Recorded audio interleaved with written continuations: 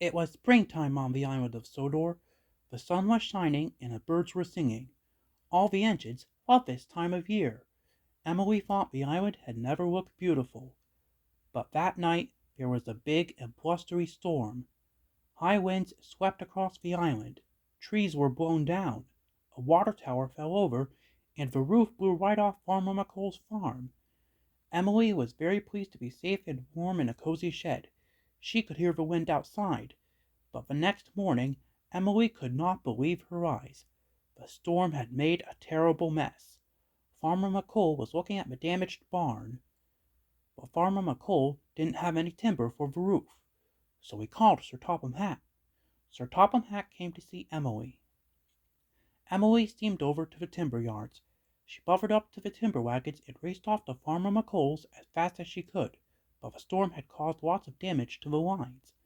Workmen and trucks were clearing branches and rocks from the tracks. Emily wanted to go quickly, but she couldn't go at all. Trevor and the workmen were trying to move a tree, but moving it was taking a very long time. And she blew her whistle. Trevor was working as fast as he could. At last he pulled the tree off the track, but Emily didn't say thank you to Trevor.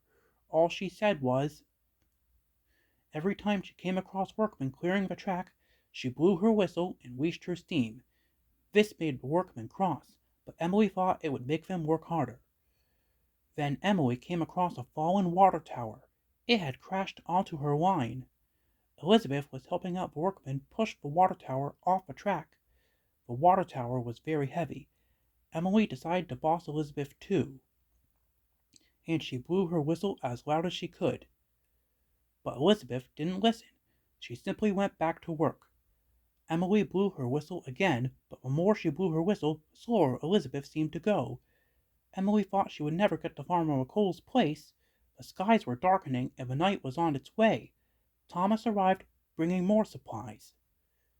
Emily complained about Elizabeth. Emily didn't like being called a bossy boiler, and she did not want to ask nicely, but it would be night time soon, and the baby calves still didn't have a roof over their heads. So Emily took a deep breath. Elizabeth smiled. Emily was really surprised. Thomas was right. Asking nicely was just like magic. Elizabeth pushed with all her puff. The water tower was very heavy, but with a mighty heave, the track was cleared, and she steamed on as fast as she could. It was nearly bedtime. Emily knew the baby calves would be getting cold, so whenever there was something on the track, she took a deep breath and said please and thank you. At last, Emily arrived at Farmer McColl's, and the timber was quickly unloaded.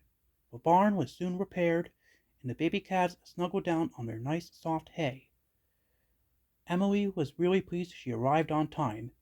Asking nicely was all she had to do.